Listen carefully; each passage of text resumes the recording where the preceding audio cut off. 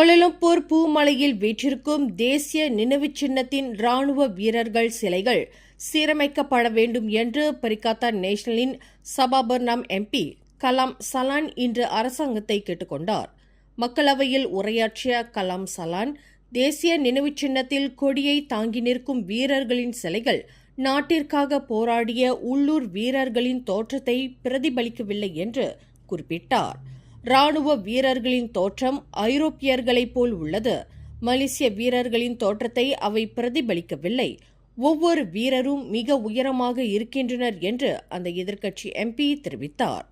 1966ஆம் ஆண்டு அதிகாரப்பூர்வமாக திறப்பு விழா கண்ட தேசிய நினைவுச் சின்னத்தில் சிலைகளில் உருமாற்றம் செய்யப்பட வேண்டும், மலேசியர்களின் தோற்றம் பிரதிபலிக்கப்பட வேண்டும் என்று கலாம் சலான் வலியுறுத்தினார். மேலும் செய்திகளை தெரிந்து கொள்ள கீழே இருக்கும் பெல் பட்டனை அழுத்துங்கள்.